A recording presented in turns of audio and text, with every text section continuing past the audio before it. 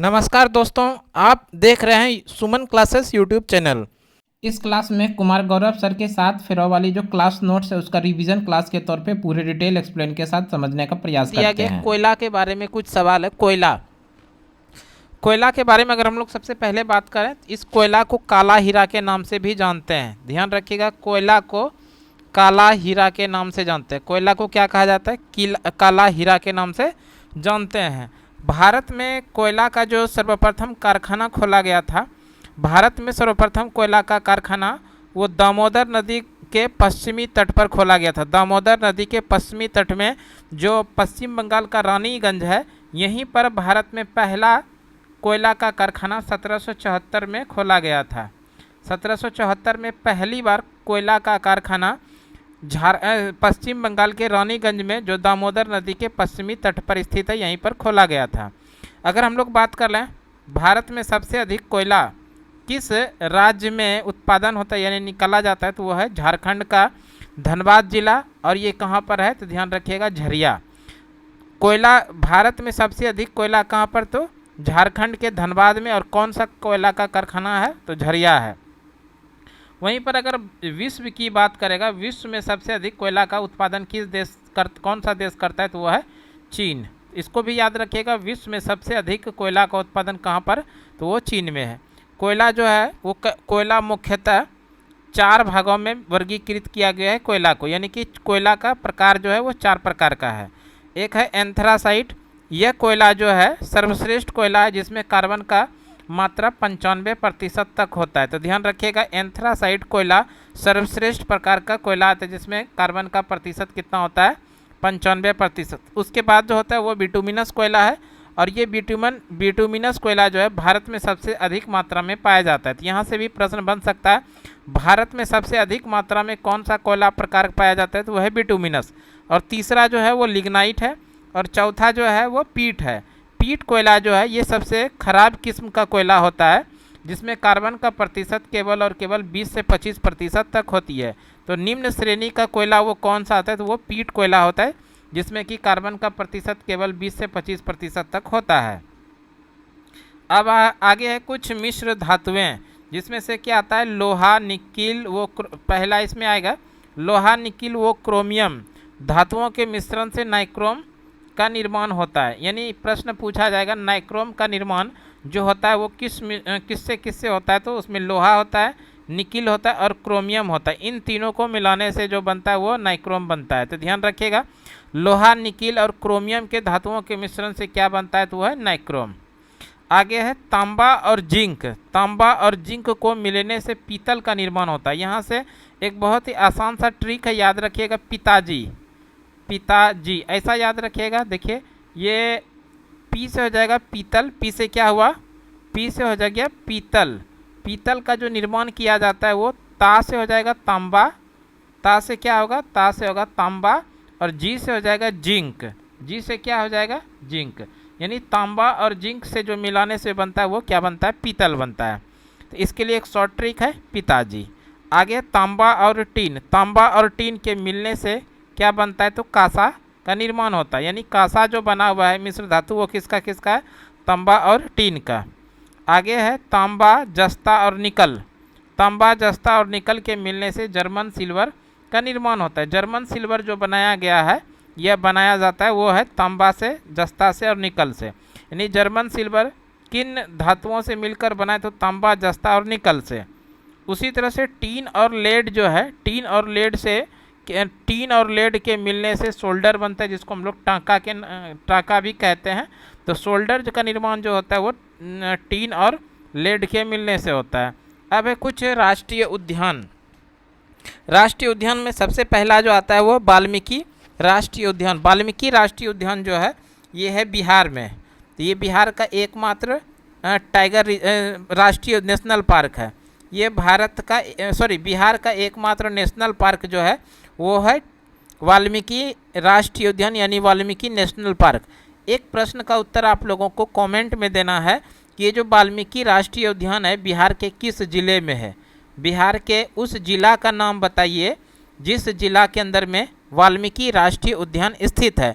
और ये वाल्मीकि राष्ट्रीय उद्यान बिहार का एकमात्र राष्ट्रीय उद्यान है। अगर हम लोग थोड़ा सा बात कर लें राष्ट्रीय उद्यान यानी नेशनल पार्क के बारे में बात करें तो भारत का जो पहला नेशनल पार्क है जिसका नाम है Jim Corbett national park, Jim Corbett national park, या इसी का अन्य नाम है heli national park, heli national park, और अब इसी का नाम हो गया है Ramganga national park, Ramganga national park. तो ये भारत का पहला नेशनल पार्क कौन सा है? जिम कॉर्बेट नेशनल पार्क, उसी का नाम बदल के फिर कर दिया गया हेली नेशनल पार्क, और वर्तमान समय में यही नेशनल पार्क है रामगंगा नेशनल पार्क जो कि उत्तराखंड में है। ये किस राज्य में है तो इसको भी ध्यान रखिएगा, ये उत्तराखंड राज्य में है जो भारत का पहला नेशनल पार्क है। इसके अलावा एक प्रश्न और ध्यान रखिएगा, नेशनल पार्क से भारत का सबसे बड़ा, भारत का सबसे बड़ा नेशनल पार्क, भारत का सबसे बड़ा नेशनल पार्क वो कौन सा नेशनल पार्क है? तो हेमिस नेशनल पार्क है। भारत का सबसे बड़ा नेशनल पार्क कौन सा यानी राष्ट्रीय उद्यान कौन सा है? हेमिस नेशनल पार्क, जो कि लद्दाख के अंदर स्थित है। ये कहाँ पर है? लद्दाख में स्थित है, ध्यान रखना है इसको। तो भारत का पहला नेशनल पार्क हो गया जिम कॉर्बेट नेशनल पार्क, इसी को बोला जाता है हेली नेशनल पार्क, या इसी को बोला जाता है रामगंगा नेशनल पार्क जो उत्तराखंड राज्य के अंदर में है। उसके बाद याद रखिएगा भारत का सबसे बड़ा नेशनल पार्क कौन सा है? तो हेमिस नेशनल पार्क है जो कि लद्दाख के अंदर स्थित है। अब आ जाते हैं जो नेशनल पार्क दिया गया है। देखिए दाचीग्राम नेशनल पार्क है यानी दाचीग्राम राष्ट्रीय उद्यान जो कि जम्मू कश्मीर में स्थित है। उसी तरह से गिर राष्ट्रीय उद्यान जो कहाँ पर है? गुजरात में है। नामदफा राष्ट्रीय उद्यान जो है ये अरुणाचल प्रदेश में है। काजीरंगा राष्ट्रीय उद्यान ये कहाँ पर है? असम में है। और ये काजीरंगा राष्ट्रीय उद्यान जो है एक सींग वाला गेंडा के लिए फेमस है। ये भी प्रश्न पूछा जाता है, एक सींग वाला गेंडा, एक सींग वाला गेंडा के लिए फेमस है काजीरंगा नेशनल पार्क जो कि असम के अंदर है। अब है काबुल लामजाओ नेशनल पार्क जो कि मणिपुर के अंदर में है। काबुल लामजाओ नेशनल पार्क कहाँ पर है? मणिपुर में। आगे महात्मा गांधी मरीन राष्ट्रीय उद्यान अंडमान निकोबार द्वीप। आगे हम लोग बात कर लेते हैं कोशिका से संबंधित। अगर बात कर ले कोशिका, देखिए कोशिका के बारे में सबसे पहले ये समझिए कि कोशिका का जो खोज किया है वो रॉबर्ट हुक ने किया है और ये 1665 में किया है। तो ध्यान रखिएगा कोशिका का खोज रॉबर्ट हुक ने 1665 में। वहीं पर अगर प्रश्न पूछा जाएगा जीवित कोशिका तो का खोज किसने किया है? तो ल्यूमन हॉक ने किया था 1674 में। तो ये दोनों अलग अलग प्रश्न हैं। अगर कोशिका के बारे में बात किया जाए कोशिका का खोज तो रॉबर्ट हुक ने 1665 में, और जीवित कोशिका का खोज ल्यूमन हॉक ने 1674 में। अब आगे हम लोग बढ़ते हैं। कोशिका झिल्ली जंतु कोशिका और पादप कोशिका दोनों में पाई जाती है, यानी कोशिका झिल्ली जो होते हैं वो जंतु कोशिका और पादप कोशिका दोनों में पाई जाती है। कोशिका भित्ति केवल पादप कोशिका में पाई जाती है। कोशिका भित्ति किस में पाई जाती है? केवल और केवल पादप कोशिका के अंदर में कोशिका भित्ति पाई जाती है। अगला है तारककाय केवल जंतु कोशिका में पाया जाता है। तारककाय किस में पाया जाता है? केवल जंतु कोशिका में पाया जाता है। आगे है लवक केवल पादप कोशिका में पाया जाता है। लवक किस में पाया जाता है? तो ये केवल पादप कोशिका में पाया जाता है। अब कुछ इम्पोर्टेंट है पर्यावरण आंदोलन से संबंधित। सबसे पहले बात करते हैं चिपको आंदोलन। चिपको आंदोलन के बारे में बात करें तो ये चिपको आंदोलन किस राज्य से संबंधित है? तो उत्तराखंड से ये संबंधित है चिपको आंदोलन। और चिपको आंदोलन की शुरुआत उत्तराखंड में सुंदरलाल बहुगुणा के द्वारा 1973 में किया गया था। तो ध्यान रखिएगा चिपको आंदोलन की शुरुआत किसने किया था? सुंदरलाल बहुगुणा ने। कब? 1973 में। और किस राज्य में इसको शुरू किया गया था? तो ये है उत्तराखंड। उसी तरह नर्मदा बचाओ आंदोलन की बात करें तो नर्मदा बचाओ आंदोलन जो कि गुजरात, मध्य प्रदेश और महाराष्ट्र से संबंधित है, इसकी शुरुआत मेघा पाटेकर ने किया था 1985 में। नर्मदा बचाओ आंदोलन की शुरुआत किसने किया? मेघा पाटेकर ने किया था। और किस वर्ष किया था? तो 1985 में किया था। खेजड़ली आंदोलन, खेजड़ली आंदोलन की बात करें तो इसकी राजस्थान में शुरुआत हुई थी और अमृता देवी बिश्नोई ने 1730 में इसकी शुरुआत किया था। बचपन बचाओ आंदोलन, बचपन बचाओ आंदोलन की बात करें तो बचपन बचाओ आंदोलन की शुरुआत किया था कैलाश सत्यार्थी ने। कैलाश सत्यार्थी ने बचपन बचाओ आंदोलन शुरुआत किया था और इसी बचपन बचाओ आंदोलन के लिए कैलाश सत्यार्थी को 2014 में शांति का नोबेल पुरस्कार दिया गया था। तो कैलाश सत्यार्थी को जो 2014 में शांति का नोबेल पुरस्कार दिया गया था, तो किसके लिए? यही बचपन बचाओ आंदोलन के लिए। अगर वैसे हम लोग बात कर लें, वर्ष 2014 में शांति का जो नोबेल पुरस्कार दिया गया था वो कैलाश सत्यार्थी को तो दिया ही गया था, और इसके साथ साथ में पाकिस्तान की मलाला यूसुफजई को भी दिया गया था। ये दोनों ही प्रश्न ध्यान रखना है कि 2014 में शांति का नोबेल पुरस्कार किसको दिया गया था, तो वो कैलाश सत्यार्थी को बचपन बचाओ आंदोलन के लिए, और दूसरा है मलाला यूसुफजई को दिया गया था। मलाला यूसुफजई को इसलिए दिया गया था कि तालिबानियों ने पाकिस्तान की जो महिलाएं थी, छोटी बच्ची हुआ करती थी, उनको शिक्षा नहीं लेने दिया जाता था, जिसका विरोध किया था मलाला यूसुफजई ने, और साथ ही साथ मलाला यूसुफजई को गोली भी मार दिया गया था, जिसके गोली से हत्या नहीं हुआ। इसी उद्देश्य से, इसी के लिए यानी कि महिलाओं को शिक्षा के लिए प्रेरित करना, इसके लिए मलाला यूसुफजई को 2014 में शांति का नोबेल पुरस्कार दिया था। जिस तरह से उत्तराखंड में नर्मदा बचाओ आंदोलन, उत्तराखंड में चिपको आंदोलन हुआ था, उसी तरह से ये चिपको आंदोलन, एक चिपको आंदोलन कर्नाटक में एपिको आंदोलन कहा गया था। तो जिस तरह से उत्तराखंड में चिपको आंदोलन हुआ, उसी तरह से कर्नाटक में इस आंदोलन को क्या कहा गया था? एपिको आंदोलन कहा गया था। अगर प्रश्न पूछा जाएगा एपिको आंदोलन किस राज्य से संबंधित है, तो वो है कर्नाटक से। आगे है कुछ रोग है और उसके कारक है। तो इस क्रम में सबसे पहला जो है वो टाइफाइड है। टाइफाइड का जो प्रमुख कारक है वो है साल्मोनेला टाइफी। ध्यान रखिएगा, साल्मोनेला टाइफी जो टाइफाइड का प्रमुख कारक है। उसी तरह से अगर बात कर लें तपेदिक, इसी तपेदिक को बोला जाता है टीबी रोग या तपेदिक या क्षय रोग, जिसका कि प्रमुख कारण है माइकोबैक्टीरिया ट्यूबरक्यूलोसिस। ध्यान रखिएगा, टीबी का जो प्रमुख कारण है वो है माइकोबैक्टीरिया ट्यूबरक्यूलोसिस। उसी तरह से टिटेनस की बात करें तो ये है क्लोस्ट्रीडियम टिटेनी। उसी तरह डिप्थीरिया की बात करें तो डिप्थीरिया है कोरिनोबैक्टीरियम डिप्थेरी, ये प्रमुख कारण है डिप्थीरिया का। चेचक के बारे में अगर बात करें तो चेचक का जो प्रमुख कारण है वो है वेरियोला वायरस। वेरियोला वायरस किसका प्रमुख कारण है, तो वो चेचक का है। छोटी चेचक के बारे में बात करें तो छोटी चेचक के बारे में भी प्रमुख कारक है वेरिसेला वायरस। एड्स जो है रिट्रो वायरस जो इसका प्रमुख कारक है। अब है कुछ इम्पोर्टेंट परिकिरणन स्कैटरिंग से संबंधित। आकाश का रंग नीला दिखाई पड़ना एवं सूर्योदय एवं सूर्यास्त के समय में सूर्य का लालिमा परिकर्णन, जो लालिमा दिखाई पड़ता है, ये सभी किसके कारण होता है? तो परिकर्णन का प्रमुख उदाहरण है। तो यहाँ से सीधा प्रश्न पूछा जाएगा, आकाश का रंग नीला दिखाई किसके कारण पड़ता है? प्रकिरणन के कारण। उसी तरह सूर्योदय और सूर्यास्त के समय में सूर्य का जो लालिमा दिखाई पड़ता है वो भी किसके कारण होता है? परिकर्णन के कारण होता है। स्मॉग, इसके बारे में अगर बात करें, धुआं और कोहरे के मिश्रण को स्मॉग कहा जाता है। धुआं और कोहरे का जब मिलन होता है, मिश्रण होता है, उसी को क्या कहा जाता है? स्मॉग कहा जाता है। यह वायु प्रदूषण को बढ़ावा देता है। आगे भारत का पहला स्मॉग टावर दिल्ली में स्थापित किया गया है। ये बढ़िया प्रश्न है, ध्यान रखिएगा। भारत का पहला स्मॉग टावर कहाँ स्थापित किया गया है? तो दिल्ली में।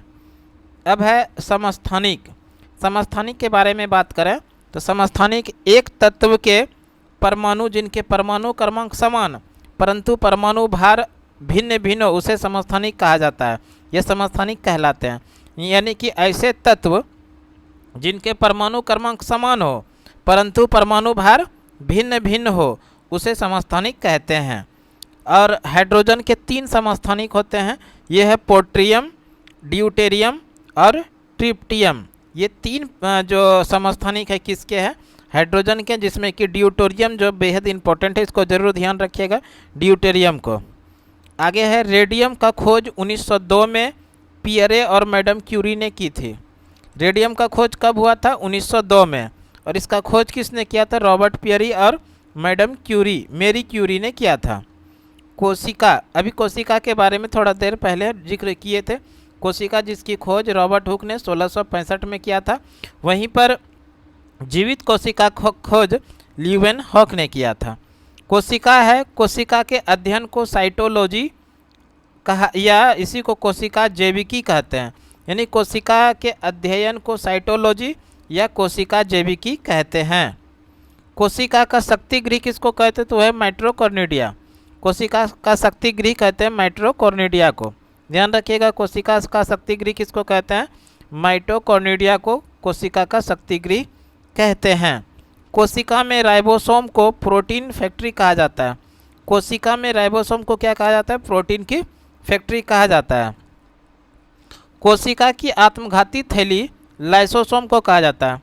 कोशिका की आत्मघाती थैली किसको कहते हैं? लाइसोसोम को कहा जाता है। कोशिका का परिवहन अंग अंतःप्रद्रव्यी जीविका है। जीवों की रचनात्मक एवं क्रियात्मक इकाई कोशिका होती है। जीवों की रचनात्मक और क्रियात्मक इकाई को क्या कहते हैं? वो कोशिका है। अब है नाभिकीय रिएक्टर। अगर नाभिकीय रिएक्टर के बारे में बात करें तो नाभिकीय रिएक्टर में ईंधन के रूप में यूरेनियम 235 का उपयोग किया जाता है। ये बढ़िया प्रश्न है। नाभिकीय रिएक्टर में ईंधन के रूप में किसका प्रयोग किया जाता है? यूरेनियम 235 का प्रयोग यानी उपयोग किया जाता है। इसमें नियंत्रक छड़ों के रूप में कैडमियम का उपयोग किया जाता है।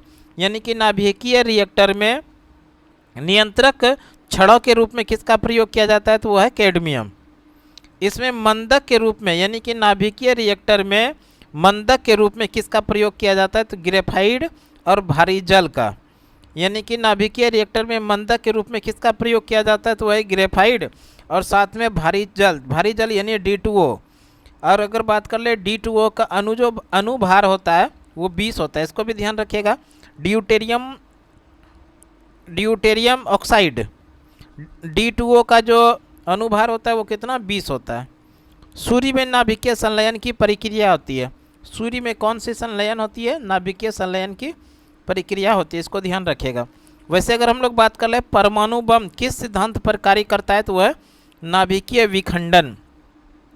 परमाणु बम किस सिद्धांत पर कार्य करता है? नाभिकीय विखंडन के सिद्धांत पे कार्य करता है। वहीं पर अगर बात किया जाएगा आप लोग से हाइड्रोजन बम का, तो हाइड्रोजन बम परमाणु संलयन के सिद्धांत पर कार्य करता है। आगे है कृत्रिम सूर्य बनाने वाला पहला देश कौन सा है? ये चीन। जरूर याद रखिएगा इसको। कृत्रिम सूर्य बनाने वाला पहला देश कौन सा है? तो ये है चीन। कृत्रिम सूर्य बनाने वाला विश्व का पहला देश कौन सा है? तो वो है चीन। जरूर याद रखना है हम लोगों को। आगे है pH पैमाने का खोज किसने किया था? सोरेनसन ने pH स्केल का खोज किया है। किडनी की पथरी में कैल्शियम ऑक्जेलेट होता है। किडनी की पथरी में क्या होता है? कैल्शियम ऑक्जेलेट होता है। आगे है हार्मोन। नर हार्मोन जो है टेस्टोस्टेरोन होता है, नर हार्मोन। उसी तरह मादा हार्मोन के बारे में बात करें तो ये मादा हार्मोन एस्ट्रोजन और प्रोजेस्टेरोन है। मादा हार्मोन क्या? एस्ट्रोजन है और प्रोजेस्टेरोन है।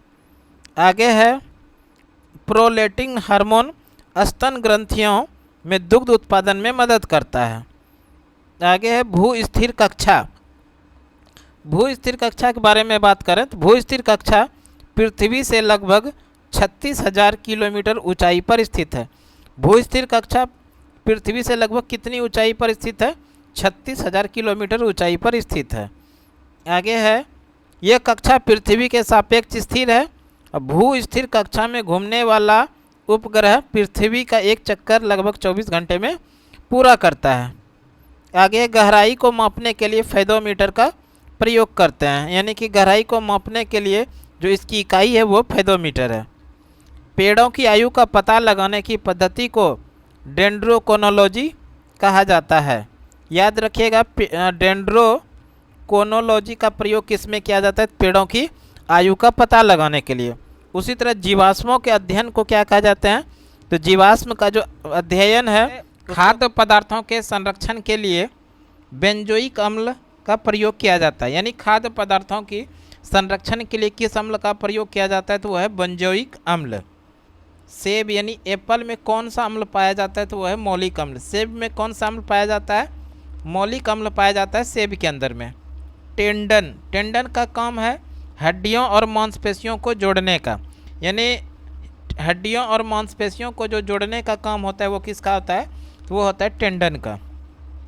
उसी तरह अगर हम लोग बात करें लिगामेंट, लिगामेंट का काम है हड्डियों और हड्डियों को जोड़ने का काम होता है लिगामेंट का। लिगामेंट क्या करता है, तो ये हड्डियों को हड्डी से जोड़ता है। आगे है हीमोफीलिया। हीमोफीलिया ये एक आनुवंशिकी रोग है। हीमोफीलिया किस प्रकार की रोग है, आनुवंशिकी रोग है हीमोफीलिया। हीमोफीलिया को शाही रोग भी कहा जाता है। इसमें रक्त का थक्का नहीं जमता, यानी कि हीमोफीलिया रोग जो है इसी का अन्य नाम है शाही रोग, और इस हीमोफीलिया रोग के अंदर में रक्त का थक्का नहीं जमता है, तो ध्यान रखना है। अब है कुछ विटामिन और उसके वैज्ञानिक नाम। जैसे विटामिन ए के बारे में बात करें तो विटामिन ए का रासायनिक नाम यानी वैज्ञानिक नाम जो है वह है रेटिनॉल। विटामिन ए का रासायनिक नाम क्या है, तो वह है रेटिनॉल। विटामिन बी जो है विटामिन B1, इसका जो रासायनिक नाम है वो है थायमिन। उसी तरह से विटामिन B2 की बात करें तो विटामिन B2 का जो रासायनिक नाम है वो है राइबोफ्लेविन। विटामिन B2 का क्या नाम है रासायनिक नाम, तो राइबोफ्लेविन। विटामिन B5 का रासायनिक नाम है पेंटोथेनिक एसिड। ध्यान रखिएगा, पेंटोथेनिक एसिड जो है किस विटामिन का रासायनिक नाम है, तो वो है B5। उसी तरह से B12 की बात करें तो B12 का रासायनिक नाम है साइनोकोबोलिन। साइनोकोबोलिन जो है ये B12 का रासायनिक नाम है। विटामिन सी की बात करें तो विटामिन सी का रासायनिक नाम है एस्कॉर्बिक एसिड। और इस विटामिन सी के बारे में एक सवाल याद रखिएगा, ये एक ऐसा विटामिन है जो हमारे शरीर में संचित नहीं रहता है। हमारे शरीर में ये संचित नहीं रहता है, संचित नहीं रहता है। हम लोग एक तरफ से लेते हैं और दूसरे तरफ से निकलता है। कौन सा विटामिन, तो ये विटामिन सी है। और विटामिन सी सबसे अधिक किस में पाया जाता है, तो आंवला में सबसे अधिक विटामिन सी पाया जाता है। वैसे खट्टे पदार्थ में भी विटामिन सी पाया जाता है, जैसे नींबू, आंवला है ना, इस सब में क्या पाया जाता है, विटामिन सी। और विटामिन सी एक ऐसा विटामिन है जो हमारे शरीर के अंदर संचित नहीं रहता है, और इसी विटामिन सी का रासायनिक नाम है एस्कॉर्बिक एसिड। विटामिन डी का जो रासायनिक नाम है वो कैल्सीफेरॉल है। विटामिन डी का रासायनिक नाम क्या है, कैल्सीफेरॉल। और विटामिन ई का रासायनिक नाम है टेकोफेरॉल। विटामिन ई का रासायनिक नाम क्या है, टेकोफेरॉल। और विटामिन के का रासायनिक नाम जो है वो फिलोक्विनोन है। तो इस तरह से इसको आप लोग याद रख सकते हैं। इसके लिए एक शॉर्ट ट्रिक है, उसको भी आप याद रख सकते हैं इस तरह से कि रोटी था एक टोपी, रोटी था एक टोपी, ऐसा आप लोग इसको याद रख सकते हैं, रोटी था एक टोपी। ये जो रो है इससे हो जाएगा रेटिनॉल। इससे क्या होगा, रेटिनॉल जो कि विटामिन ए का रासायनिक नाम है। और ये जो थायमिन है, था, इससे हो जाएगा थायमिन जो विटामिन B1 का रासायनिक नाम है। और ये जो ए है, ए से हो जाएगा एस्कॉर्बिक एसिड जो कि विटामिन सी का रासायनिक नाम है। उसी तरह ये जो को है, इस को से हो जाएगा कैल्सीफेरॉल जो विटामिन डी का रासायनिक नाम है। और ये जो टो है, इस टो से हो जाएगा टेकोफेरॉल जो विटामिन ई का रासायनिक नाम है। और ये जो पी है, इस पी से हो जाएगा फिनोक्विनोन, फिनोक्विनोन जो कि विटामिन के का रासायनिक नाम है। तो इस तरह से इसको भी आप लोग याद रख सकते हैं। और ये शॉर्ट ट्रिक क्या है, रोटी था एक टोपी। आगे है पारा और ब्रोमीन कमरे के तापमान पर द्रव अवस्था में पाए जाते हैं। तो यहाँ से प्रश्न बनेगा कमरे के तापमान पर द्रव अवस्था में पाए जाने वाला कौन सा है, तो वह पारा और ब्रोमीन है। उसी तरह से सोडियम को चाकू से काटा जा सकता है, यानी ऐसा प्रश्न पूछेगा ऐसा कौन सा धातु है जिसको चाकू से काटा जा सकता है, तो वह है सोडियम। सोडियम यानी Na, ध्यान रखिएगा, सोडियम Na जो है इसको चाकू से काटा जाने वाला धातु है। और इसको किसके अंदर में रखा जाता है, किरोसिन यानी मिट्टी तेल के अंदर में रखा जाता है। यानी सोडियम को किस में रखा जाता है, किरोसिन या मिट्टी तेल के अंदर रखा जाता है। ओस्मियम जो है सबसे भारी धातु है, इसको याद रखिएगा, सबसे भारी धातु कौन से है, तो वह है ओस्मियम। उसी तरह हाइड्रोजन का खोज हेनरी कैवेंडिश ने किया था। हाइड्रोजन का खोज किसने किया, हेनरी कैवेंडिश ने किया था। और इस हाइड्रोजन को आवारा तत्व का संज्ञा दिया गया। ध्यान रखिएगा, हाइड्रोजन को क्या कहा गया है, आवारा तत्व। आवारा तत्व का संज्ञा इसको दिया गया है हाइड्रोजन को, जिसका खोज हेनरी कैवेंडिश ने किया है।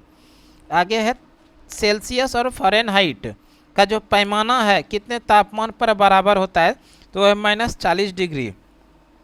-40 डिग्री का जो तापमान है इस पर सेल्सियस और फ़ारेनहाइट का पैमाना बराबर होता है। पानी का अधिकतम घनत्व कितना डिग्री सेंटीग्रेड है, डिग्री में पूछेगा तो 4 डिग्री सेंटीग्रेड तापमान सबसे अधिक है। और अगर फ़ारेनहाइट में बात करेगा तो 39.2 फ़ारेनहाइट पर पानी का घनत्व अधिकतम होता है। अब है संयुक्त राष्ट्र संघ, इससे महत्वपूर्ण फैक्ट बनेगा संयुक्त राष्ट्र संघ यानी यूएनओ। यूएनओ की बात किया जा रहा है। यूएनओ की स्थापना कब होती है, 24 अक्टूबर 1945 को। इसलिए प्रत्येक वर्ष 24 अक्टूबर को यूएनओ डे के रूप में मनाया जाता है। 24 अक्टूबर को यूएनओ डे मनाया जाता है। यूएनओ की स्थापना 24 अक्टूबर 1945 में हुआ था और इसका हेडक्वार्टर कहाँ पर है, न्यूयॉर्क में। इसको भी ध्यान रखिएगा। जिस समय स्थापना हो रहा था तो संस्थापक देशों की बारे में बात करेगा तो संस्थापक देश की संख्या थे 51। कितने संस्थापक देश थे, 51 थे, जिसमें भारत भी शामिल था। तो यहाँ से भी प्रश्न पूछा जाता है कि संयुक्त राष्ट्र संघ का सदस्य भारत किस वर्ष बना, तब हम लोग आंसर करेंगे 1945 में ही भारत जो है संयुक्त राष्ट्र संघ का अंग बना था। संयुक्त राष्ट्र संघ की स्थापना के समय कितने सदस्य देश शामिल थे, 51 सदस्य देश शामिल थे। वर्तमान समय की बात करें तो वर्तमान समय में इसके कुल कितने सदस्य देश हैं, तो 193 सदस्य देश हैं। और सबसे नवीनतम जो सदस्य देश है उसके बारे में भी ध्यान रखिएगा, दक्षिणी सूडान। दक्षिणी सूडान वर्तमान समय में सबसे नवीनतम सदस्य देश है संयुक्त राष्ट्र संघ का। संयुक्त राष्ट्र संघ के कुल 5 अंग हैं, महासभा, सुरक्षा परिषद, आर्थिक व सामाजिक परिषद होता है, और सचिवालय और अंतर्राष्ट्रीय न्यायालय। ये जो 5 अंग है, इस 5 अंग में 4 अंग का हेडक्वार्टर कहाँ पर है, न्यूयॉर्क में। न्यूयॉर्क में 4 अंग का हेडक्वार्टर, जिसमें महासभा है, सुरक्षा परिषद है, आर्थिक व सामाजिक परिषद है और सचिवालय है। इन चारों का हेडक्वार्टर कहाँ पर है, न्यूयॉर्क में। अगर आप लोग से पूछा जाए अंतर्राष्ट्रीय न्यायालय का हेडक्वार्टर कहाँ पर है, तब हम लोग आंसर करेंगे दी हेग में। और ये दी हेग किस देश के अंदर में है, इसको भी ध्यान रखिएगा, नीदरलैंड में। दी हेग कहाँ पर है, नीदरलैंड में। अंतर्राष्ट्रीय न्यायालय जिसका मुख्यालय है द हेग में, कहाँ पर, किस देश में, तो ये नीदरलैंड के अंदर है। और जबकि महासभा, सुरक्षा परिषद, आर्थिक व सामाजिक परिषद और सचिवालय, इसका मुख्यालय न्यूयॉर्क के अंदर। आगे है संयुक्त राष्ट्र महासभा में चुनी जाने वाली प्रथम महिला विजया लक्ष्मी पंडित थी, जो भारत की थी। तो यहाँ से बढ़िया प्रश्न बनेगा, संयुक्त राष्ट्र संघ महासभा में चुने जाने वाली प्रथम भारतीय महिला कौन थी, तो वह है विजया लक्ष्मी पंडित। बढ़िया प्रश्न है, जरूर ध्यान रखिएगा। संयुक्त राष्ट्र संघ में के सदस्य, संयुक्त राष्ट्र महासभा की सदस्य चुने जाने वाली प्रथम भारतीय महिला विजया लक्ष्मी पंडित थी। आगे है संयुक्त राष्ट्र महासभा को विश्व का लघु संसद कहा जाता है। ये कुछ बढ़िया प्रश्न है। संयुक्त राष्ट्र संघ का जो महासभा है इसको लघु संसद के नाम से जानते हैं। इसके अलावा एक सवाल और याद रखिएगा, संयुक्त राष्ट्र संघ के वर्तमान में महासचिव कौन है, महासचिव। तो महासचिव के बारे में अगर बात करेगा तो संयुक्त राष्ट्र संघ के वर्तमान महासचिव जो है एंटोनियो गुटेरस है, एंटोनियो गुटेरस। और ये एंटोनियो गुटेरस जो है ये किस देश का है, इसको भी, इसके बारे में भी याद रखिएगा, ये पुर्तगाल का है। एंटोनियो गुटेरस का संबंध किस देश से है, पुर्तगाल से। वैसे अगर आपसे प्रश्न पूछा जाएगा संयुक्त राष्ट्र संघ के प्रथम महासचिव कौन थे, यहाँ पर हम नोट डाउन कर रहे हैं, प्रथम महासचिव, संयुक्त राष्ट्र संघ के प्रथम महासचिव। अगर संयुक्त राष्ट्र संघ के प्रथम महासचिव के बारे में बात करेगा तो ट्रिगवेली जी थे। ट्रिगवेली जो है, ट्रिगवेली प्रथम महासचिव थे संयुक्त राष्ट्र संघ के, जो कि नॉर्वे के थे। किस देश के थे, ये नॉर्वे के। वैसे अगर आपसे पूछा जाए प्रथम एशियाई महासचिव, तब यूथांट कीजिएगा, यूथांट जी जो थे वो संयुक्त राष्ट्र संघ के पहले एशियाई महासचिव थे। और संयुक्त राष्ट्र संघ के प्रथम महासचिव ट्रिगवेली जो नॉर्वे के थे। और वर्तमान समय में संयुक्त राष्ट्र संघ के महासचिव हैं एंटोनियो गुटेरस जो पुर्तगाल के हैं। अब है कुछ मैनचेस्टर से संबंधित प्रश्न। जैसे मैनचेस्टर शहर इंग्लैंड में सूती वस्त्र उद्योग के लिए प्रसिद्ध है। मैनचेस्टर शहर इंग्लैंड में है और क्यों फेमस है? सूती वस्त्र उद्योग के लिए फेमस है। वैसे अगर बात करेगा भारत का मैनचेस्टर किसको कहते हैं, तो भारत का मैनचेस्टर जो कहते हैं वो अहमदाबाद को कहते हैं। उसी तरह से उत्तरी भारत का मैनचेस्टर यानी उत्तर भारत का मैनचेस्टर कानपुर को कहते हैं। दक्षिण भारत का मैनचेस्टर जो कहते हैं वो कोयम्बटूर को कहते हैं। और सूती वस्त्र की राजधानी मुंबई को कहते हैं। सूती वस्त्र की राजधानी और भारत की वाणिज्यिक राजधानी भी मुंबई को कहते हैं। इसको भी याद रख लीजिएगा, भारत की वाणिज्यिक राजधानी, वाणिज्यिक राजधानी यानी कॉमर्शियल कैपिटल भी कहा जाता है किसको? मुंबई को। अब है ग्रैंड मास्टर। भारत के पहले ग्रैंड मास्टर कौन थे? वो थे विश्वनाथन आनंद। भारत के पहले ग्रैंड मास्टर थे विश्वनाथन आनंद। विश्वनाथन आनंद को पहला मेजर ध्यानचंद खेल रत्न पुरस्कार, उस समय ये जो मेजर ध्यानचंद खेल रत्न पुरस्कार था इसी का नाम था राजीव गांधी खेल रत्न पुरस्कार, जो खेल के क्षेत्र में दिया जाने वाला सर्वोच्च सम्मान है। ध्यान रखिएगा, राजीव गांधी खेल रत्न पुरस्कार के खेल के क्षेत्र में दिया जाने वाला सर्वोच्च पुरस्कार, जिसकी शुरुआत 1991-92 में हुआ था। और इस तरह से पहली बार राजीव गांधी खेल रत्न पुरस्कार किसको दिया गया था? तो वो दिया गया था विश्वनाथन आनंद को, जो कि भारत के पहले ग्रैंड मास्टर थे। भारत की पहली ग्रैंड मास्टर महिला वो कौन थी? एस विजया लक्ष्मी।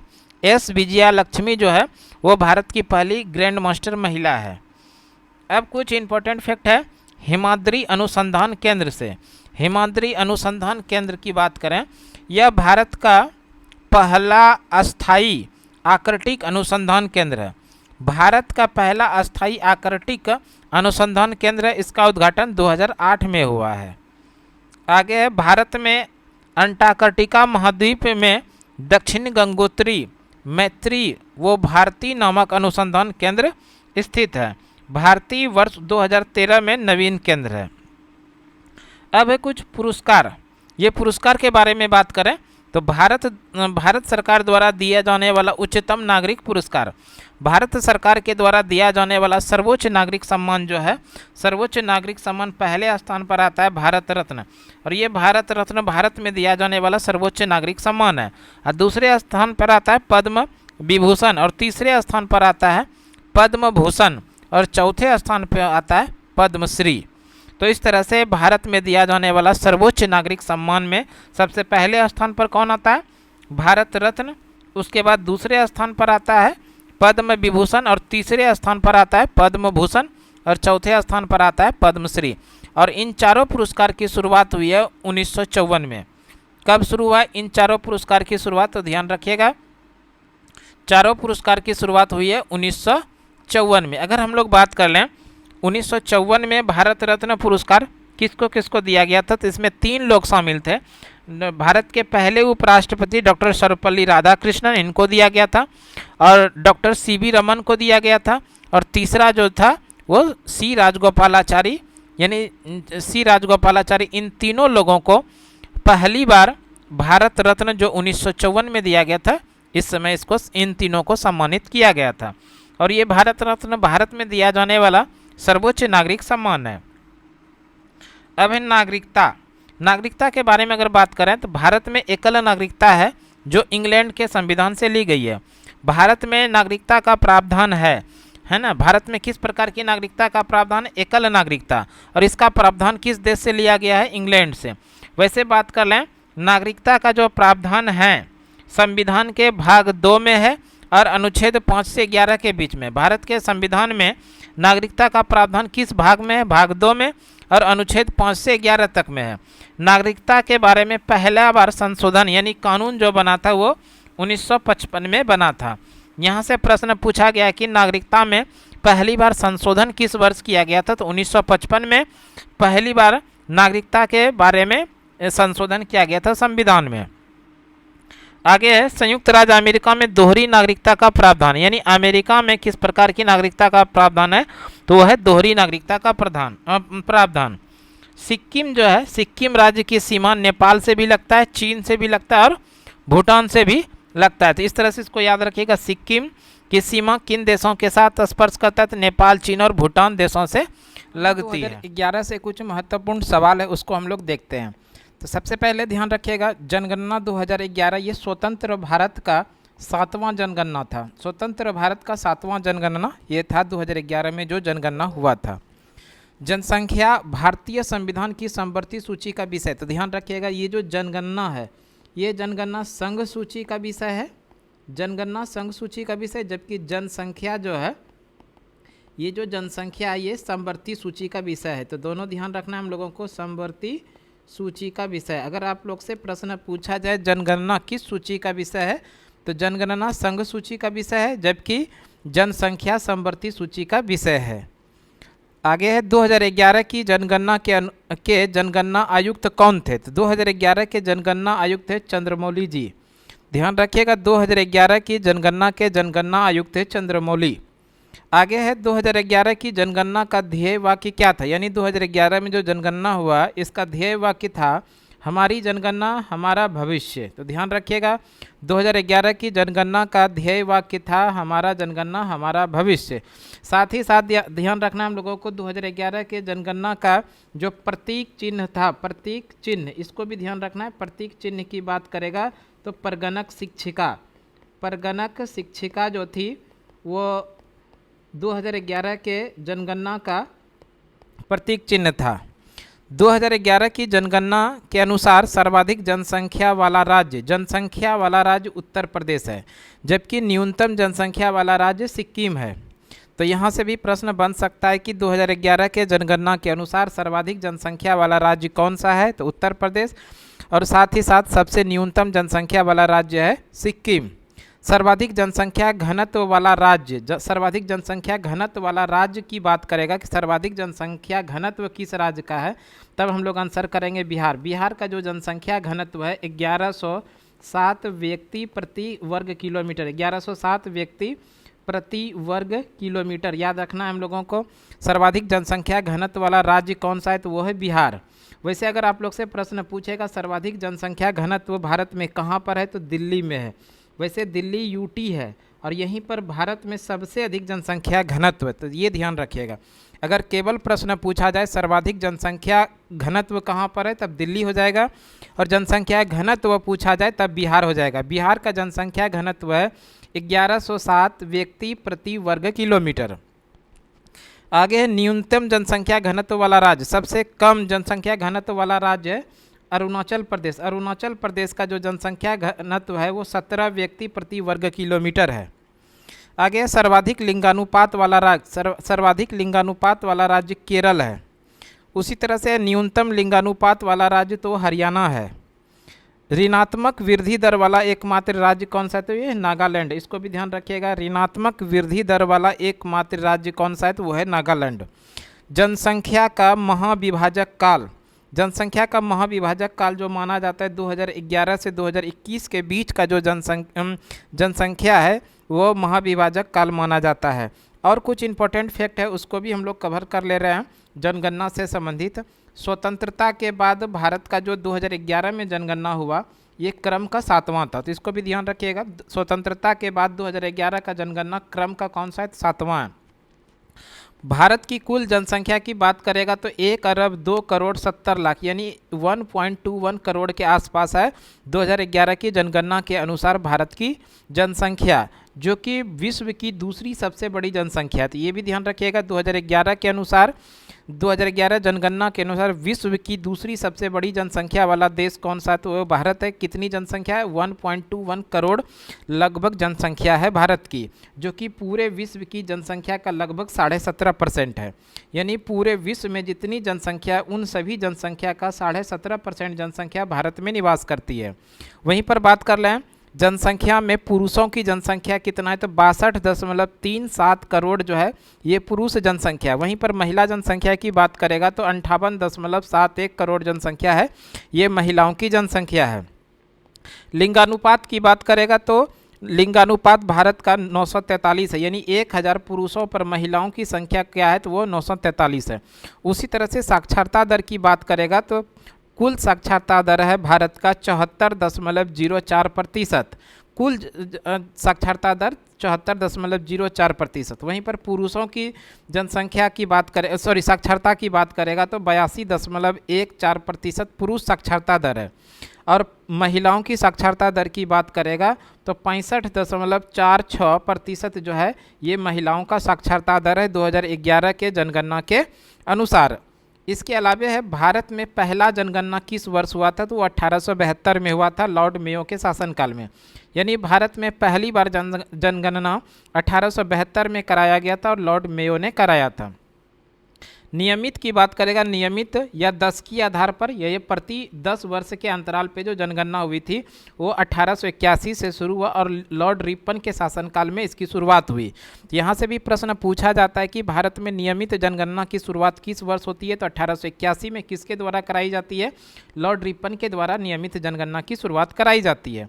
स्वतंत्र भारत का पहला जनगणना किस वर्ष हुआ, ये हुआ था 1951 में, स्वतंत्र भारत का पहला जनगणना। ये कुछ इंपॉर्टेंट फैक्ट हो गया 2011 के जनगणना के अकॉर्डिंग प्रश्न। अब है प्रमुख अनुच्छेद, कुछ प्रमुख अनुच्छेद है जिसमें से कि अनुच्छेद 129 है। अगर अनुच्छेद 129 की बात किया जाए तो अनुच्छेद 129 में उच्च न्यायालय का अभिलेख न्यायालय होगा, नहीं उच्चतम न्यायालय का जो अभिलेख होता है वो न्यायालय होता है, ये अनुच्छेद 129 के अंदर। उसी तरह अनुच्छेद 143 की बात करेगा तो उच्चतम न्यायालय से परामर्श करने की राष्ट्रपति को शक्ति, यानी राष्ट्रपति जो है उच्चतम न्यायालय यानी सुप्रीम कोर्ट से परामर्श ले सकता है। किस अनुच्छेद के अंदर, तो अनुच्छेद 143। ये इंपॉर्टेंट है, जरूर ध्यान रखिएगा। राष्ट्रपति को सर्वोच्च न्यायालय से परामर्श लेने का अधिकार है, किस अनुच्छेद के अंदर, तो 143, अनुच्छेद नंबर 143 के अंदर इसका प्रावधान है। उसी तरह अनुच्छेद 215 की बात करेगा तो अनुच्छेद 215 में उच्च न्यायालय का अभिलेख न्यायालय होना, ये अनुच्छेद उच्च न्यायालय की बात किया जा रहा है अनुच्छेद 215 में। उसी तरह से अनुच्छेद 226 की बात करेगा तो कुछ रीट निकालने की उच्च न्यायालय की शक्ति है, यानी कि उच्च न्यायालय के अंदर जो रीट निकालने की शक्ति है, रीट जारी करने की जो शक्ति है वो अनुच्छेद 226 के अंदर है। ये कुछ इंपॉर्टेंट फैक्ट हो गया अनुच्छेद से। इसके आगे भी और भी प्रश्न है, उसको हम लोग देखते हैं। इसके आगे है भारत का नियंत्रक एवं महालेखक परीक्षक जिसको कि हम लोग CAG के नाम से जानते हैं। CAG यानी कि भारत के नियंत्रक एवं महालेखक परीक्षक CAG का उल्लेख संविधान के किस अनुच्छेद में, तो अनुच्छेद 148 से लेकर 151 तक है। सीधा प्रश्न पूछा जाएगा, भारत का नियंत्रक एवं महालेखक परीक्षक यानी CAG का उल्लेख भारतीय संविधान के किस अनुच्छेद में, तो अनुच्छेद 148 से लेकर 151 तक के बीच का जो प्रावधान है वो प्रावधान भारत का नियंत्रक एवं महालेखक परीक्षक से संबंधित है। अगर बात कर ले हम लोग भारत का नियंत्रक एवं महालेखक परीक्षक का कार्यकाल कितने वर्ष का होता है, तो 65 वर्ष या 6 वर्ष, इनमें से जो भी पहले आए उसी के अकॉर्डिंग इसके रिटायरमेंट की आयु होती है। भारत का नियंत्रक महालेखक परीक्षक कार्यकाल 6 वर्ष या 65 वर्ष इनके अकॉर्डिंग होगा। CAG का वेतन संचित निधि द्वारा दिया जाता है, तो ध्यान रखना है कि CAG को जो वेतन दिया जाता है वो किस निधि के द्वारा दिया जाता है, संचित निधि के द्वारा दिया जाता है। संचित निधि का उल्लेख भारत के संविधान के अनुच्छेद 266 में है। बढ़िया है प्रश्न, जरूर ध्यान रखिएगा। संचित निधि का प्रावधान भारतीय संविधान का अनुच्छेद 266 के अंदर है, तो ये बढ़िया प्रश्न है, जरूर ध्यान रखिएगा। भारतीय संविधान के अनुसार संचित निधि का प्रावधान किस अनुच्छेद में है, तो अनुच्छेद 266 में है। उसी तरह से है मुख्य चुनाव आयुक्त का कार्यकाल होता है 6 वर्ष या 65 वर्ष, इसी के अकॉर्डिंग इनके रिटायरमेंट की आयु होती है। अगर हम लोग बात कर ले वर्तमान समय में भारत के मुख्य चुनाव आयुक्त कौन है, तो वो हैं 26वें क्रम के, और कौन है, ज्ञानेश कुमार। ध्यान रखना है वर्तमान समय में भारत के मुख्य चुनाव आयुक्त कौन है, ज्ञानेश कुमार। वैसे अगर बात किया जाए पहले चुनाव आयुक्त कौन थे, स्वतंत्र भारत के पहले चुनाव आयुक्त जो थे वो थे सुकुमार सेन। स्वतंत्र भारत के पहले चुनाव आयुक्त थे सुकुमार सेन, और वर्तमान समय में यानी 26वें क्रम के जो मुख्य चुनाव आयुक्त हैं वो ज्ञानेश कुमार हैं। और चुनाव आयुक्त का कार्यकाल होता है 6 वर्ष या 65 वर्ष, इसके अकॉर्डिंग जो भी पहले आए वो रिटायरमेंट की आयु होती है। आगे है महानिवादी का कार्यकाल राष्ट्रपति के प्रसाद पर्यंत होता है। महानिवादी का जो कार्यकाल होता है राष्ट्रपति के प्रसाद पर्यंत होता है। उसी तरह से महाधिवक्ता का कार्यकाल राज्यपाल के प्रसाद पर्यंत होता है। महाधिवक्ता राज्य के अंदर होता है और महान्यवादी जो होते हैं वो देश के अंदर होता है। और ये सरकार की तरफ से सबसे बड़े वकील का काम करते हैं कौन? महान्यवादी। उसी तरह महाधिवक्ता जो होते हैं वो राज्य सरकार का सबसे बड़ा वकील के रूप में काम करते हैं कौन? महाधिवक्ता। और ये महाधिवक्ता का कार्यकाल जो होता है वो राज्यपाल के प्रसाद पर्यंत होता है। आगे राज्यसभा के सदस्यों का कार्यकाल 6 वर्षों का होता है। ध्यान रखिएगा, राज्यसभा के जो सदस्य होंगे उनका कार्यकाल 6 वर्षों का। राज्यसभा एक अस्थाई सदन हो, ये कभी भी भंग नहीं होता है, इसको भी ध्यान रख लीजिएगा। राज्यसभा एक अस्थाई सदन है। राज्यसभा क्या है? एक अस्थाई सदन है, यह कभी भी भंग नहीं होता है। राज्यसभा उच्च सदन होता है। संसद का उच्च सदन जो होता है, उच्च सदन यानी ऊपरी सदन जो होता है वो राज्यसभा होता है। राज्यसभा अस्थाई सदन है। राज्यसभा के सदस्यों का कार्यकाल 6 वर्षों का होता है।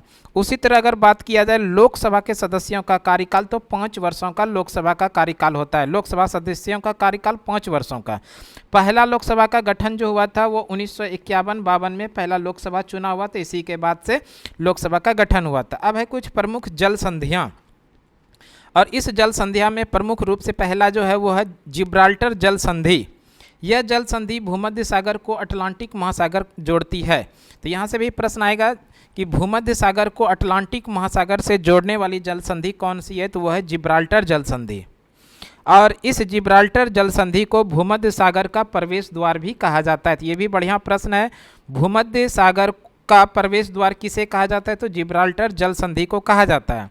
जिब्राल्टर जल संधि किसको किसको जोड़ती है? भूमध्य सागर को अटलांटिक महासागर को जोड़ती है। आगे है बाब उल मंदेब जल संधि। बाब अल मंदेब जल संधि, यह जल संधि लाल सागर को अदन की खाड़ी से जोड़ती है। इस जल संधि को आंसुओं का द्वार कहा जाता है। यानी कि बाब अल मंदेब जल संधि जो है ये किसको किसको जोड़ती है? लाल सागर को जोड़ती है अदन की खाड़ी से। और बाब अल मंदेब जल संधि को आंसुओं का द्वार भी कहा जाता है। सुएज नहर की बात करें, सुएज नहर ये लाल सागर, सुएज नहर ये भूमध्य सागर को लाल सागर से जोड़ती है। सुएज नहर किसको किसको जोड़ती है? भूमध्य सागर को लाल सागर से जोड़ती है। और इसका जो निर्माण हुआ यानी कि आम पब्लिक के लिए खोला गया 1869 ईस्वी में, ये आम पब्लिक के लिए खोला गया था सुएज नहर। किसको किसको जोड़ती है? भूमध्य सागर को लाल सागर से जोड़ती है। और सुएज नहर जो है यह नहर मिस्र देश के अधीन है। किस देश के अधीन है? मिस्र देश के अधीन है, इसलिए इसको मिस्र वासियों का वरदान कहा जाता है सुएज नहर को। मिस्र वासियों को वरदान किसको कहा जाता है? किस नहर को? तो वो सुएज नहर को। आगे है लाल हरा वो नीला प्राथमिक रंग है। तो यहाँ से भी प्रश्न बनता है लाल हरा नीला कौन सी रंग है? तो वो प्राथमिक रंग। यहाँ से ऐसा प्रश्न पूछा जाता है प्राथमिक रंग में कौन कौन से शामिल होते हैं? लाल रंग, हरा रंग और नीला रंग, ये तीनों रंग जब संयुक्त रूप से एक साथ उच्चारण करते हैं तो ये कहलाता है प्राथमिक रंग। और इन तीनों रंगों को मिलने से सफ़ेद रंग बनता है। तो इसको भी ध्यान रखिएगा, सफ़ेद रंग जो बनता है प्राथमिक रंगों को आपस में मिलाने से, यानी लाल हरा और नीला को जब मिलाएंगे तो वो सफ़ेद रंग बनेगा। अब है समस्थानिक, उसी में है चट्टानों की आयु ज्ञात करने के लिए यूरेनियम 235 समस्थानिक का प्रयोग किया जाता है। चट्टानों की आयु ज्ञात करने के लिए किसका प्रयोग किया जाता है? यूरेनियम 235 समस्थानिक का प्रयोग किया जाता है। आगे है थायराइड कैंसर के लिए आयोडीन 131 समस्थानिक का प्रयोग किया जाता है। थायराइडिक कैंसर के लिए किसका प्रयोग किया जाता है? आयोडीन 131। रक्त कैंसर के लिए कोबाल्ट 60 का प्रयोग किया जाता है। रक्त कैंसर के लिए किसका प्रयोग करते हैं? तो वो कोबाल्ट 60 का। आगे है जीवाश्मों की आयु ज्ञात करने के लिए कार्बन 14 का उपयोग किया जाता है। जीवाश्म की आयु ज्ञात करने के लिए किसका प्रयोग किया जाता है? कार्बन 14। और ये कार्बन 14 की बात करें, इसका खोज अमेरिका के एक वैज्ञानिक है जिनका नाम है वी.एस. लिविदेव। अमेरिका के वैज्ञानिक जिनका नाम है वी.एस. लिविदेव। वी.एस. लिविदेव, इसी के द्वारा खोज किया गया है कि यानी कि आयु निर्धारण करने की वैज्ञानिक पद्धति, आयु निर्धारण करने की वैज्ञानिक पद्धति उसी को कार्बन 14 के नाम से जानते हैं, जिसका खोज अमेरिका के वैज्ञानिक है जिसका नाम है वी.एस. लिविदेव। अब कब किया था? तो 1946 में इसका खोज किया था। यानी कि ध्यान रखना है हम लोगों को, किसी भी पुराने वस्तुओं का यानी जीवाश्मों की आयु ज्ञात करने का हाँ, जो है ना वैज्ञानिक पद्धति है उसी को क्या बोलते हैं, कार्बन 14 कहते हैं। और इस कार्बन 14 का जो खोज किया है अमेरिका के एक वैज्ञानिक है जिनका नाम है वीएस लीबीदेव। इसी ने 1946 में कार्बन 14 का खोज किया था। अब है पलायन वेग। पलायन वेग की बात करें तो वह न्यूनतम वेग जिससे कोई वस्तु पृथ्वी के गुरुत्वाकर्षण से बाहर निकल जाए या वापस पृथ्वी पर न गिरे, पलायन वेग कहलाता है। इसको ध्यान रखिएगा, पृथ्वी के लिए जो पलायन वेग का मान होता है 11.2 किलोमीटर प्रति सेकंड। ये प्रश्न एग्जाम में पूछा गया है। पृथ्वी के लिए पलायन वेग का मान कितना होता है, तो 11.2 किलोमीटर प्रति सेकंड होता है। उसी तरह से चंद्रमा की सतह से पलायन वेग का जो मान होता है वो 2.4 होता है किलोमीटर प्रति सेकंड। तो ध्यान रखिएगा, पृथ्वी के लिए 11.2 किलोमीटर प्रति सेकंड और चंद्रमा के लिए 2.4 किलोमीटर प्रति सेकंड होता है ये पलायन वेग का मान। अब है एक्वारेजिया। एक्वारेजिया में हाइड्रोक्लोरिक अम्ल और नाइट्रिक अम्ल पाया जाता है। एक्वारेजिया में क्या क्या पाया जाता है, हाइड्रोक्लोरिक अम्ल पाया जाता है और नाइट्रिक अम्ल पाया जाता है। हाइड्रोक्लोरिक अम्ल वो नाइट्रिक अम्ल का अनुपात की बात करेगा तो 3:1 होता है, यानी 3:1। यानी एक्वारेजिया में हाइड्रोक्लोरिक अम्ल कितना 3 भाग होता है और नाइट्रिक अम्ल कितना होता है, तो 1 भाग होता है। एक्वारेजिया का काम होता है सोने के शुद्धिकरण के लिए किया जाता है, यानी एक्वारेजिया का जो कार्य होता है वो सोने के शुद्धिकरण के लिए किया जाता है। अब है सल्फ्यूरिक अम्ल, वो नाइट्रिक अम्ल से मिलने से अम्लीय वर्षा होती है। सल्फ्यूरिक अम्ल वो नाइट्रिक अम्ल मिलने से क्या होती है, अम्लीय वर्षा होती है। अम्लीय वर्षा को इमारतों का कुष्ठ रोग भी कहा जाता है। ध्यान रखिएगा, अम्लीय वर्षा को क्या कहा जाता है, इमारतों का कुष्ठ रोग कहा जाता है। अम्लीय वर्षा का पीएच मान 5.4 होता है, यानी 5.4 होता है। ध्यान रखिएगा, अम्लीय वर्षा का पीएच मान कितना होता है, 5.4। पीएच मान जो होता है, ये पीएच मान का जो खोज किया है वो खोज किया है सोरेनसन ने। इसको भी ध्यान रखिएगा, पीएच स्केल का जो खोज किया है वो सोरेनसन ने इसका खोज किया है। अब है सुपर कंप्यूटर। सुपर कंप्यूटर की बात किया जाए तो भारत में सुपर कंप्यूटर के जनक डॉक्टर विजय भटकर हैं। ये बढ़िया प्रश्न है, जरूर ध्यान रखिएगा। भारत में सुपर कंप्यूटर के जनक कौन है, डॉक्टर विजय भटकर हैं। भारत का पहला सुपर कंप्यूटर परम 8000 है था, जिसे वर्ष 1991 में विकसित किया गया था। यानी भारत का पहला सुपर कंप्यूटर कौन सा था, परम 8000, जिसको किस वर्ष बनाया गया था, 1991 में बनाया गया था। भारत में सबसे तेज सुपर कंप्यूटर एरावत है। भारत में जो सबसे तेज सुपर कंप्यूटर उसका क्या नाम है, एरावत। आगे है मानव कंप्यूटर के नाम से शकुंतला देवी प्रसिद्ध है। मानव कंप्यूटर के नाम से कौन प्रसिद्ध है, वो है शकुंतला देवी। तो यहाँ पर कुछ बढ़िया प्रश्न मिला। तो सबसे पहला प्रश्न जो मिला कि भारत में सुपर कंप्यूटर के जनक किसको कहते हैं, तो वो डॉक्टर विजय भटकर को कहा जाता है। और भारत का पहला सुपर कंप्यूटर कौन है, तो वह है परम 8000, जिसका कि निर्माण कब हुआ था, 1991 में। उसी तरह भारत में सबसे तेज सुपर कंप्यूटर का क्या नाम है, तो वह है एरावत। और भारत में कंप्यूटर, मानव कंप्यूटर के नाम से किसे जानते हैं, शकुंतला देवी को भारत में मानव कंप्यूटर के नाम से जानते हैं। अब है 73वां संविधान संशोधन 1992। 73वां संविधान संशोधन 1992, इसके अनुसार 73वां संविधान संशोधन 1992 के द्वारा भारतीय संविधान का अनुसूची 11 जोड़ा गया था। अनुसूची 11, और इस अनुसूची 11 में कुल मिला के कुल विषय की बात किया जाए तो कुल 29 विषय इसमें शामिल किए गए थे। कुल कितने विषय, 29 विषय शामिल किए गए थे। 73वां संविधान संशोधन 1992, इस संविधान संशोधन को भारत में 24 अप्रैल 1993 को लागू किया। यानी कि 73वां संविधान संशोधन 1992, इसके अनुसार अनुसूची 11 जोड़ा गया, जिसके अंदर में कुल 29 विषय था। लेकिन ये जो 73वां संविधान संशोधन 1992 हुआ, इसको लागू किया गया 24 अप्रैल 1993 को। 24 अप्रैल को प्रत्येक वर्ष भारत में पंचायती राज दिवस मनाया जाता है।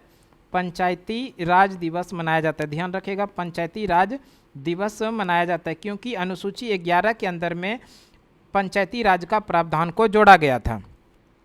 इस संविधान के द्वारा अनुसूची 11 जोड़ा गया, यह पंचायती राज से संबंधित है, जिसमें 29 विषय है।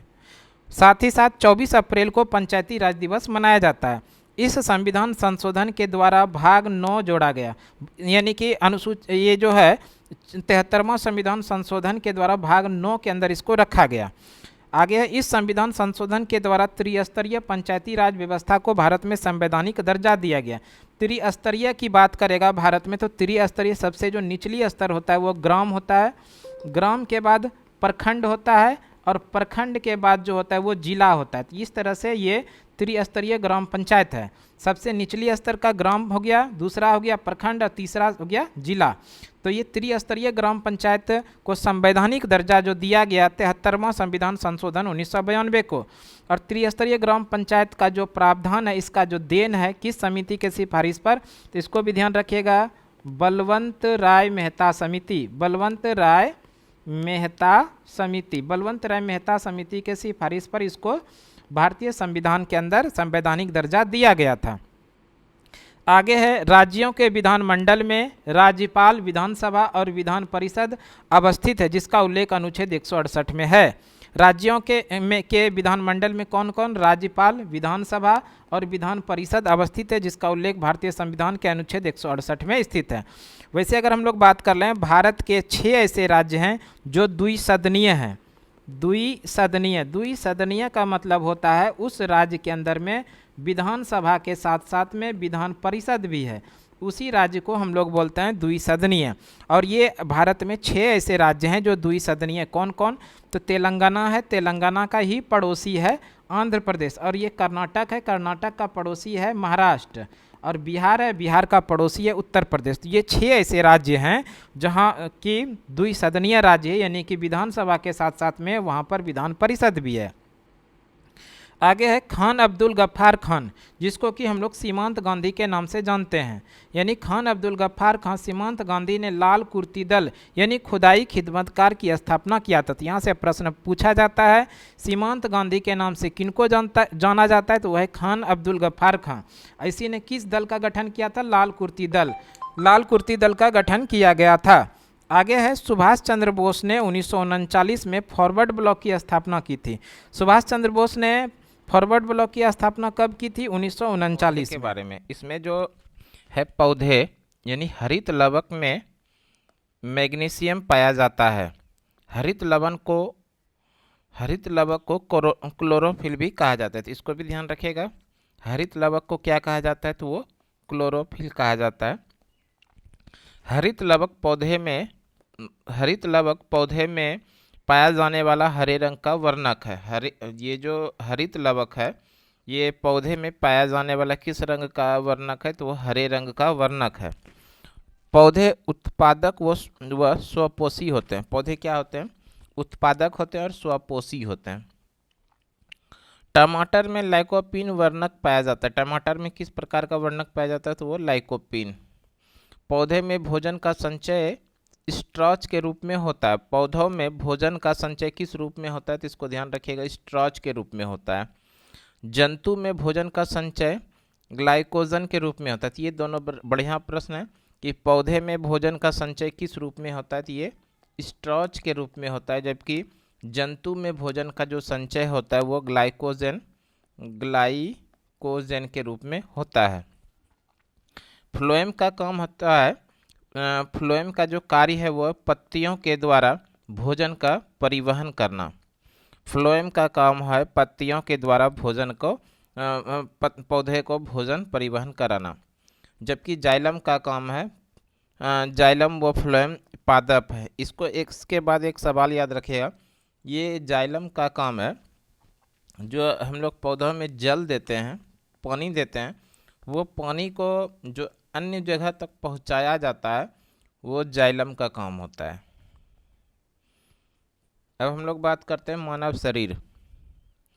मानव शरीर का सबसे कठोरतम भाग जो है वो इनामिल है, जो दांत के बाहरी परत होती है। मानव शरीर का सबसे कठोर भाग यानी कठोर जो हड्डी होती है वो इनामिल होती है, जो बाहरी दांत की होती है। मानव शरीर की सबसे बड़ी ग्रंथि की बात करेगा तो वो यकृत होता है, जिसको हम लोग लीवर कहते हैं।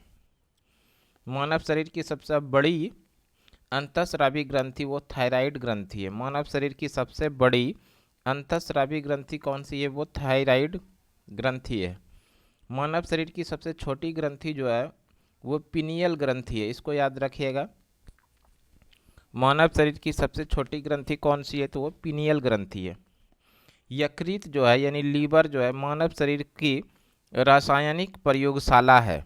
यकृत को क्या कहा जाता है? शरीर का रासायनिक प्रयोगशाला। तो यहाँ बढ़िया प्रश्न बन रहा है कि मानव शरीर का लीवर जो है किस प्रकार का प्रयोगशाला है? तो वो रासायनिक प्रयोगशाला है।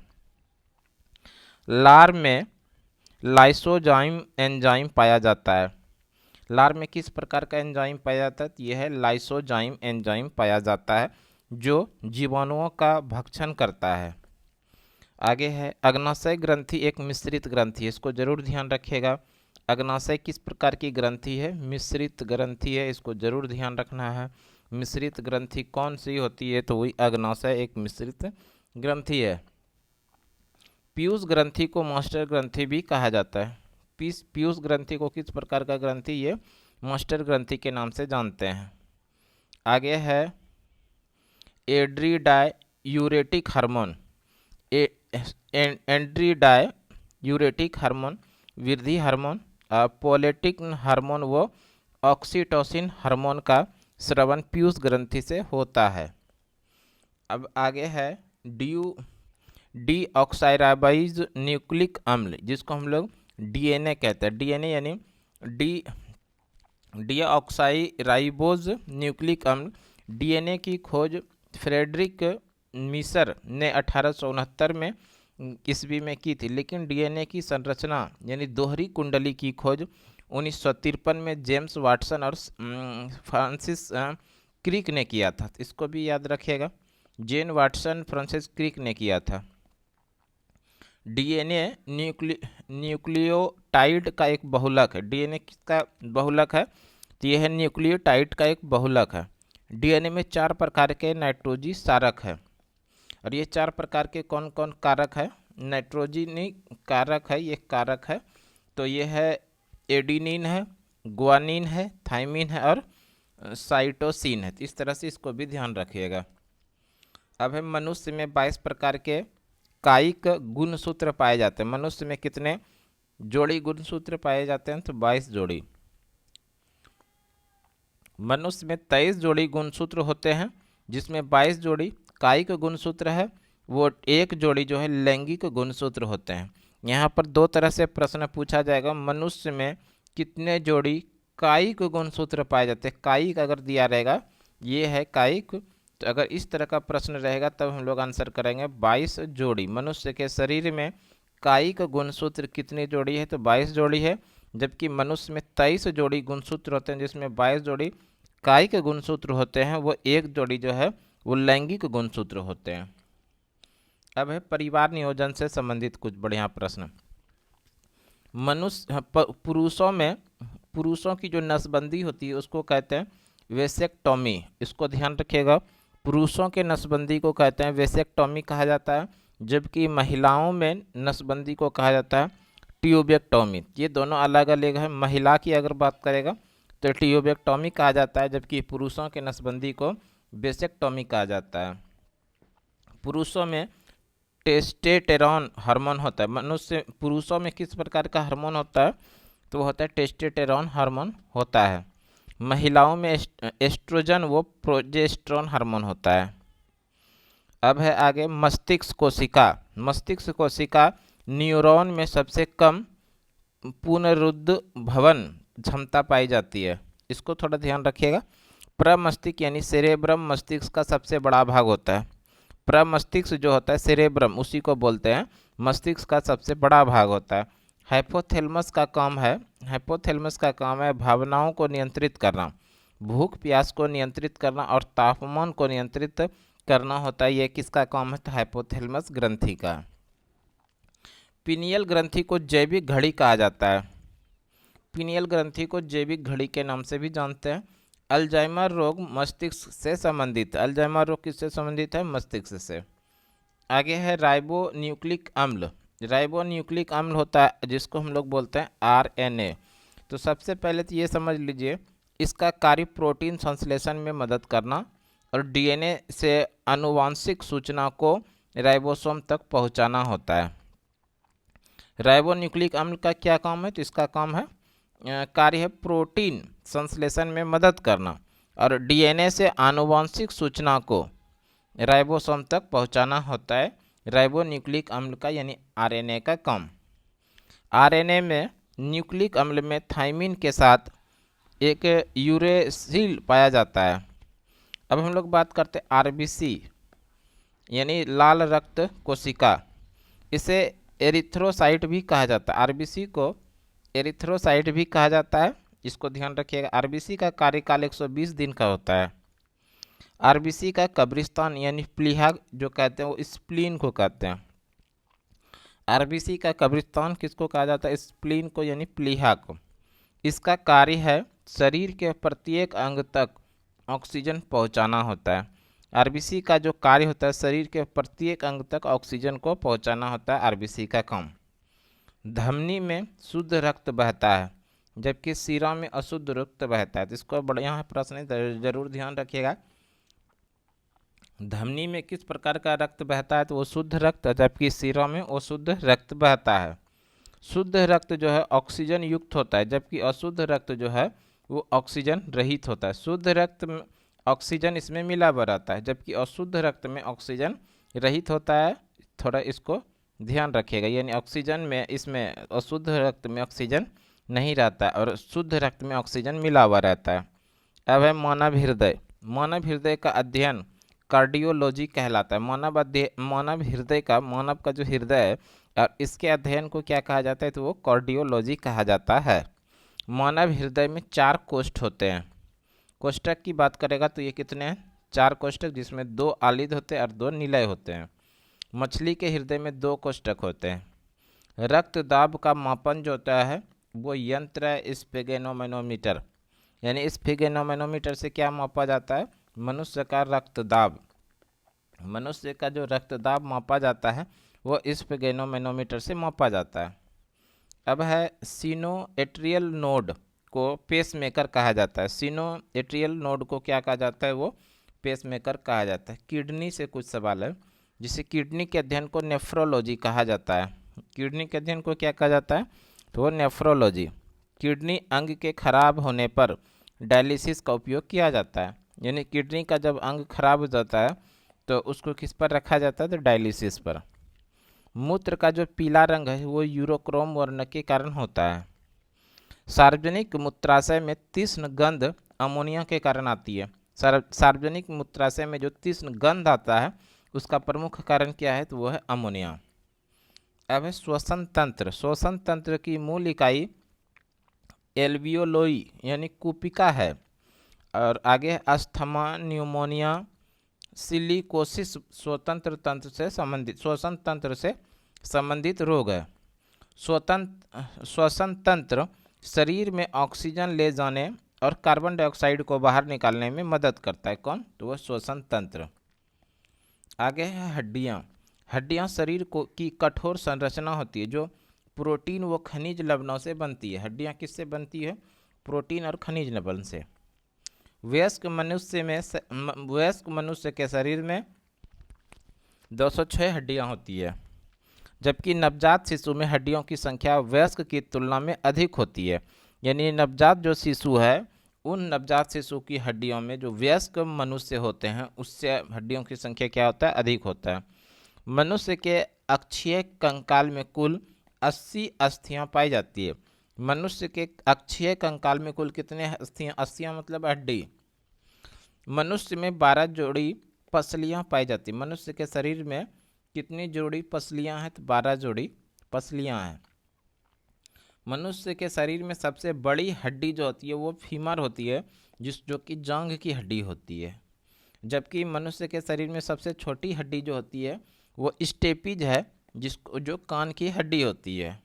अब है कुछ रोग और उससे संबंधित जो है, जैसे क्वाशियोरकर रोग है, इसकी कमी के कारण होता है, ये प्रोटीन की कमी से होता है। उसी तरह से है डायबिटीज रोग, ये अग्नाशय ग्रंथि को प्रभावित करता है। मिनी माता रोग जो है ये पारा की कमी से होता है। ब्लू बेबी सिंड्रोम रोग ये नाइट्रेट की कमी से होता है। और अब देखिए कुछ तने का रूपांतरण रूप है तना का, जिसके लिए एक शॉर्ट ट्रिक याद रख सकते हैं, और ये शॉर्ट ट्रिक है हद कर दी आपने। देखिए हद कर दी आपने, ये जो है कुछ ऐसे फसल हैं जो तने का रूपांतरण है। जैसे देखिए हद से हो जाएगा क्या आपका, हद से ये पहले तो हो से याद रखिए, हो से हो जाएगा हल्दी। फिर ये दो है, देखिए दो से जो आ रहा है शब्द वो आ रहा है अदरक के रूप में, तो दो से हो जाएगा आपका क्या, ये अदरक। और उसके बाद फिर जो है ये यहाँ देखिए ये है को से हो जाएगा केसर, को से क्या होगा केसर। फिर आ जो है इस आ से हो जाएगा आलू, और ये पौ से जो है ये क्या हो जाएगा प्याज। तो इस तरह से आप इसको याद रख सकते हैं, हल्दी अदरक केसर आलू और प्याज। हल्दी अदरक केसर आलू और प्याज ये ऐसे फसल हैं जो तने का रूपांतरण है। और भी आगे है प्रश्न, उसको देखते हैं, जिसमें से कि कुछ लेंस है अवतल लेंस, और इसका जो अवतल लेंस जो है, अवतल लेंस जो है इसी को मायोपिया के नाम से भी जानते हैं। और निकट दृष्टि दोष में अवतल लेंस का प्रयोग किया जाता है। उत्तल लेंस की बात करें तो उत्तल लेंस को हाइपरमेट्रोपिया भी कहा जाता है, और दूर दृष्टि दोष होने पर उत्तल लेंस का प्रयोग किया जाता है। और एक है अवतल, जो निकट दृष्टि दोष होता है तो वहाँ पर अवतल यानी कि अवतल दर्पण का प्रयोग किया जाता है, और दूर दृष्टि दोष में उत्तल दर्पण। तो ये कुछ थोड़ा ध्यान रखिएगा इसको भी, ये कुछ इम्पोर्टेंट फैक्ट हो गया। रोग से संबंधित कुछ महत्वपूर्ण प्रश्न आएगा तो उसको हम लोग कवर करते हैं। सबसे पहले अगर हम लोग बात कर लें रोग, ये रोग है हैंसन रोग, जो कि एक कुष्ठ रोग है। कुष्ठ रोग माइट्रोबैक्टीरिया लेप्री से होती है। साथ ही साथ ध्यान रखना है हम लोगों को रेबीज, जो कि हाइड्रोफोबिया रोग है। साथ ही ध्यान रखना है हीमीफिलिया रोग, जिसको कि हम लोग शाही रोग के नाम से भी जानते हैं। आगे बात करें भारत से सीमा बनाने वाले राज्य, भारत से सीमा बनाने वाले राज्य कौन कौन सा है वो है, तो ध्यान रखिएगा पश्चिम बंगाल बांग्लादेश के साथ सीमा बनाने वाले सबसे लंबी राज्य, यानी कि सर्वाधिक सीमा बनाने वाला भारत का राज्य पश्चिम बंगाल, जिसका कि बांग्लादेश की सीमा सर्वाधिक है। उस तरह से असम की बात करें तो असम से 2 बार सीमा, यानी असम को 2 बार बांग्लादेश की सीमा को स्पर्श करती है। उसी तरह से मेघालय है। त्रिपुरा की बात करें, त्रिपुरा जरूर ध्यान रखिएगा, यहाँ से कई बार प्रश्न एग्जाम में पूछा गया है कि बांग्लादेश से तीनों ओर से घिरा हुआ क्षेत्र यानी राज्य कौन सा है, तो ध्यान रखना है त्रिपुरा। त्रिपुरा जो है बांग्लादेश से तीनों तरफ से घिरा हुआ है, तो ये भी ध्यान रखिएगा, त्रिपुरा बांग्लादेश की सीमा से 3 बार घिरे हुए हैं। साथ ही साथ मिजोरम, ये ऐसे ही 5 राज्य हैं, पश्चिम बंगाल, असम, मेघालय, त्रिपुरा और मिजोरम, ये 5 राज्य बांग्लादेश से सीमा बनाते हैं। तो इस तरह से ये 5 राज्य का नाम याद रखिएगा। और इस 5 राज्य का नाम याद रखने के लिए एक शॉर्ट ट्रिक याद रखिएगा, ममता बनर्जी। ममता बनर्जी। एम से हो जाएगा मेघालय, ए से हो जाएगा असम, एम से हो जाएगा मिजोरम, और ए से हो जाएगा टी से हो जाएगा त्रिपुरा, और फिर बनर्जी से हो जाएगा पश्चिम बंगाल। बनर्जी देखिए इसमें सबसे अधिक लंबा है, तो इसको सबसे अधिक सीमा साझा करता है बांग्लादेश से।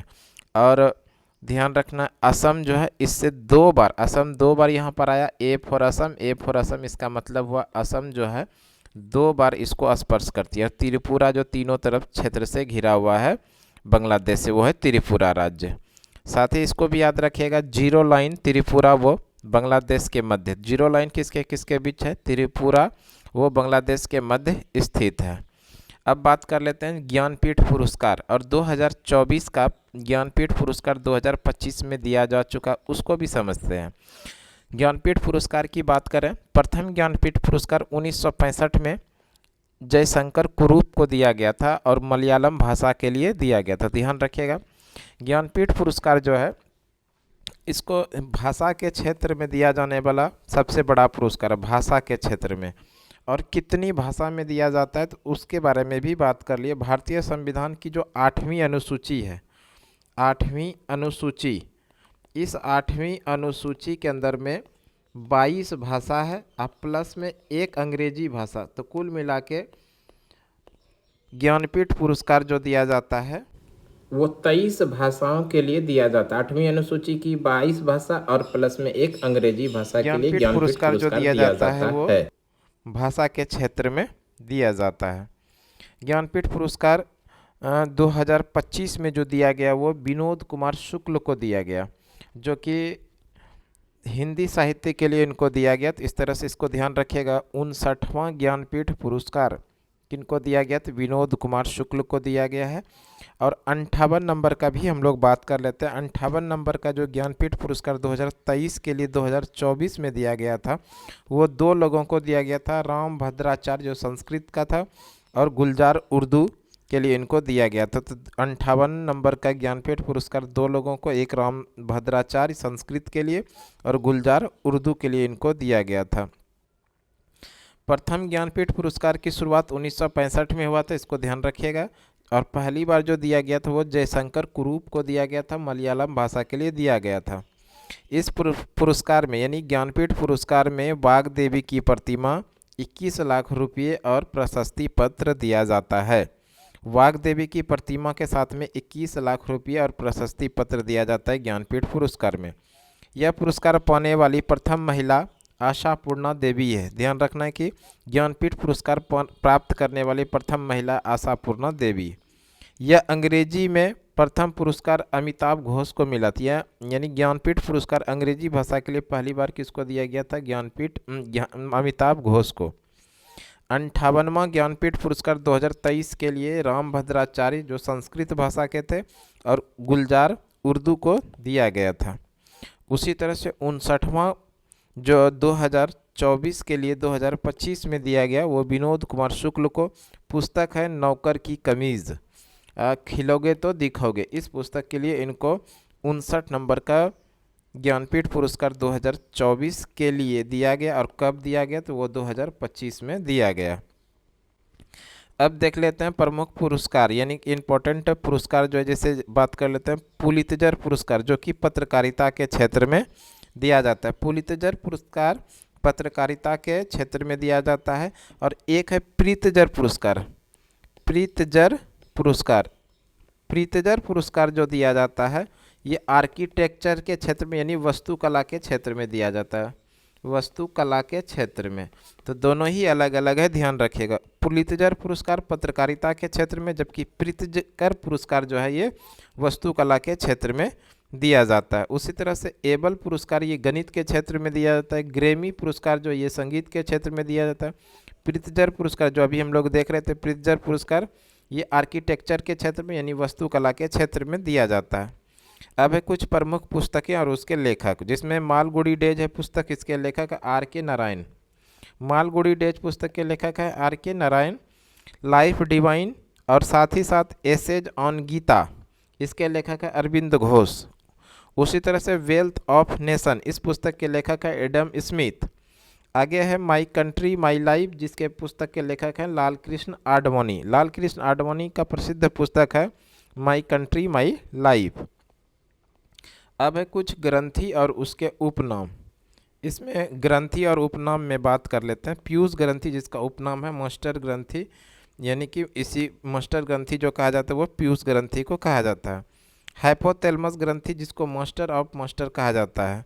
एड्रिनल ग्रंथि जो है इसको आपातकालीन हार्मोन के नाम से जानते हैं। उसी तरह से पिनियल ग्रंथि जो कि नैविक घड़ी या मस्तिष्क की रोग से संबंधित इसको जाना जाता है।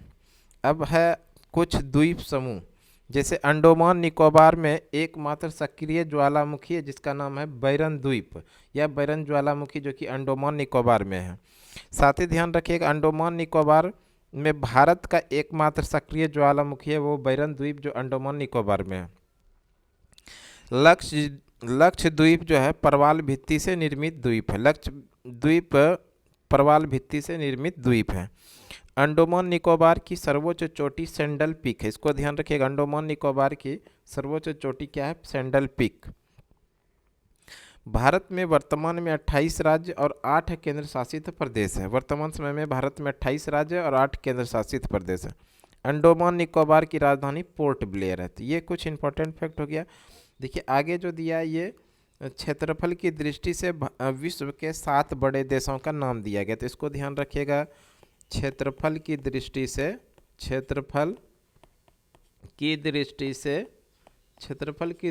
से विश्व के 7 बड़े देश, विश्व के 7 बड़े देश, उसके लिए एक शॉर्ट ट्रिक याद रखिएगा। रूक चीन, अब आ भारत। देखिए रू से हो जाएगा ये रूस, क से हो जाएगा कनाडा, ची से हो जाएगा चीन, ओ से हो जाएगा अमेरिका, बो से हो जाएगा ब्राज़ील, आ से हो जाएगा ऑस्ट्रेलिया और 7वें स्थान पे भारत है, तो ये भारत हो जाएगा। यहाँ से जो प्रश्न पूछा जाएगा क्षेत्रफल की दृष्टि से विश्व का सबसे बड़ा देश कौन सा है, तो वो है रूस। दूसरा सबसे बड़ा देश कौन सा है, कनाडा है। तीसरा सबसे बड़ा देश है चीन है। चौथा सबसे बड़ा देश अमेरिका है। पांचवा सबसे बड़ा देश ब्राज़ील है और छठा सबसे बड़ा देश ऑस्ट्रेलिया है। और क्षेत्रफल की दृष्टि से भारत का स्थान जो है वो 7वां है। और अगर हम लोग बात कर ले कुल क्षेत्रफल का, भारत में जो क्षेत्रफल है वो है 2.42%।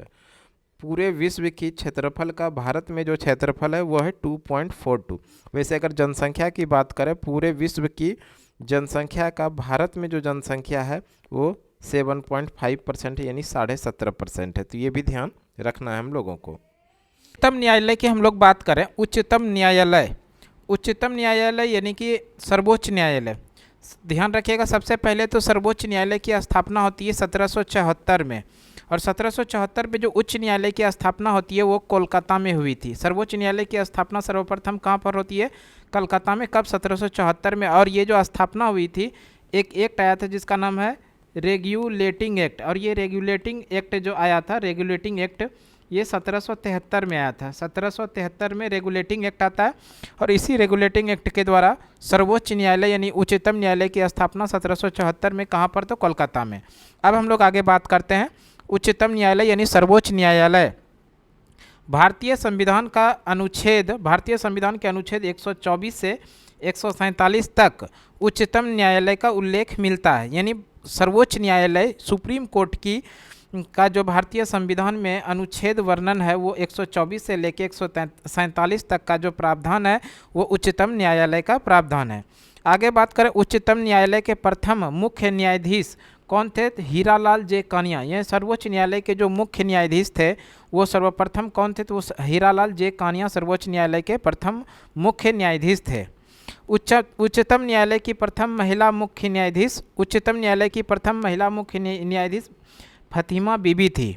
आगे है, उच्च न्यायालय की प्रथम महिला मुख्य न्यायाधीश लीला सेठ थी। उच्च न्यायालय की प्रथम महिला मुख्य न्यायाधीश लीला सेठ थी। उच्च न्यायालय की प्रथम महिला न्यायाधीश वो अन्ना चांडी थी। थोड़ा ध्यान रखिएगा यहाँ पर, ये जो लीला सेठ थी ये मुख्य न्यायाधीश थी, ये थोड़ा ध्यान रखने वाली बात है। उच्च न्यायालय की प्रथम महिला मुख्य न्यायाधीश वो लीला सेठ, जबकि न्यायाधीश जो थी वो अन्ना चांडी थी। यानी उच्च न्यायालय की प्रथम महिला न्यायाधीश कौन थी, अन्ना चांडी। बात कर लेते हैं, वर्तमान में उच्च न्यायालय के मुख्य न्यायाधीश संजीव खन्ना है, और क्रम की बात करें तो 51 नंबर का ये क्रम में है। सर्वोच्च न्यायालय के वर्तमान में मुख्य न्यायाधीश कौन है, संजीव खन्ना, और क्रम की बात करें तो 51 नंबर के सर्वोच्च न्यायालय के मुख्य न्यायाधीश हैं। बात करते हैं, स्वतंत्र भारत की प्रथम महिला राज्यपाल सरोजनी नायडू बनी थी। स्वतंत्र भारत की प्रथम महिला राज्यपाल सरोजनी नायडू बनी थी, और ये उत्तर प्रदेश की राज्यपाल बनी थी। उत्तर प्रदेश, ये भी याद रखिएगा, उत्तर प्रदेश की राज्यपाल बनी थी सरोजनी नायडू, और इस तरह से सरोजनी नायडू किसी भी राज्य के अंदर बनने वाली पहली महिला राज्यपाल थी।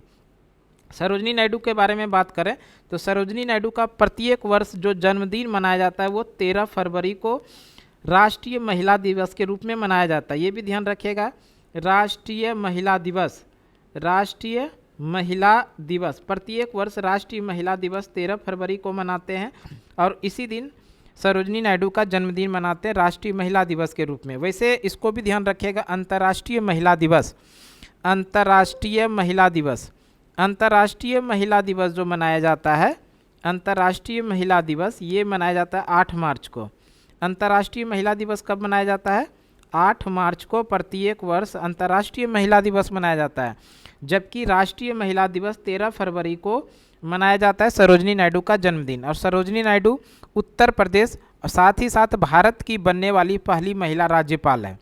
आगे है, प्रथम महिला मुख्यमंत्री सुचेता कृपलानी, यानी किसी भी राज्य के अंदर बनने वाली पहली महिला मुख्यमंत्री है सुचेता कृपलानी, जो उत्तर प्रदेश में ये मुख्यमंत्री बनी थी। अब है सत्रावसान। सत्रावसान क्या है, सत्र को शुरू करना और आहूत कहलाता है, सत्र आहूत कहलाता है। सत्र को शुरू करना जो होता है उसको सत्र आहूत कहलाता है। सत्र को समाप्त करना सत्रावसान कहलाता है। यानी सत्र को जब शुरू किया जाता है सत्रावसान का उसको सत्राहूत कहलाता है, और उसी तरह से सत्र जब समाप्त होता है तो उसको सत्रावसान कहा जाता है। इनकी शक्तियाँ केंद्र स्तर पर राष्ट्रपति के पास और राज्य स्तर पर राज्यपाल के पास होती है। यानी सत्रावसान का जो शक्ति होता है केंद्र स्तर पर होता है राष्ट्रपति के पास और राज्य स्तर पर होता है राज्यपाल के पास। आगे है, राज्यपाल को विधानसभा का सत्रावसान करने की शक्ति होती है। राज्यपाल को विधानसभा का सत्रावसान करने की शक्ति होती है। राष्ट्रपति को संसद का सत्रावसान करने की शक्ति होती है। राष्ट्रपति को संसद का जो सत्रावसान होता है वो उनके पास राष्ट्रपति के पास शक्ति होती है। अब कुछ पद है और उनको बनने के लिए न्यूनतम उम्र जो है, तो इस तरह से सबसे पहला जो है राष्ट्रपति बनने के लिए न्यूनतम उम्र जो होना चाहिए वो 35 वर्ष होना चाहिए। उसी तरह से उपराष्ट्रपति जो बनेंगे उनके लिए भी 35 वर्ष उम्र होना चाहिए। यानी राष्ट्रपति, उपराष्ट्रपति और राज्यपाल इन तीनों को बनने के लिए न्यूनतम उम्र 35 वर्ष होना चाहिए। राष्ट्रपति यानी P फॉर प्रेसिडेंट, VP मतलब हो गया वाइस प्रेसिडेंट, और GOV मतलब हो गया गवर्नर। राष्ट्रपति, उपराष्ट्रपति और गवर्नर इनको बनने के लिए न्यूनतम उम्र जो होना चाहिए वो होना चाहिए 35 वर्ष। साथ में याद रखिएगा लोकसभा सांसद यानी लोकसभा सदस्य जो बनेंगे उनके लिए 25 वर्ष होना चाहिए। साथ ही साथ विधानसभा सदस्य जो बनेंगे उनके लिए भी 25 वर्ष होना चाहिए। यानी आप कह सकते हैं लोकसभा सदस्य और साथ ही साथ विधानसभा सदस्य इनको बनने के लिए न्यूनतम उम्र जो होना चाहिए वो 25 वर्ष होना चाहिए। और अब हम लोगों को ध्यान रखना है राज्यसभा सांसद, राज्यसभा और साथ में विधान परिषद, राज्यसभा और विधान परिषद जो है इनको बनने के लिए न्यूनतम उम्र जो चाहिए वो 30 वर्ष होना चाहिए। राज्यसभा जो सदस्य है और विधान परिषद का जो सदस्य इनको बनने के लिए कितना उम्र होना चाहिए, 30 वर्ष होना चाहिए। और साथ में आप लोग याद रखिएगा पंचायत में है ना, पंचायत के साथ साथ में नगर निगम में जो व्यक्ति चुनाव लड़ना चाहता है पंचायत का, जैसे मुखिया, सरपंच, पंचायत समिति, जिला परिषद, इनमें से कोई भी पद पे चुनाव लड़ना चाहता है तो उनके लिए, और साथ ही साथ नगर निगम में वार्ड पार्षद के सदस्य के लिए चुनाव लड़ना है तो इनके लिए न्यूनतम उम्र होना चाहिए 21 वर्ष। तो इसको भी ध्यान रखिएगा। और साथ में आप लोगों को ध्यान रखना है कि वोट डालने का जो न्यूनतम उम्र है वो 18 वर्ष है।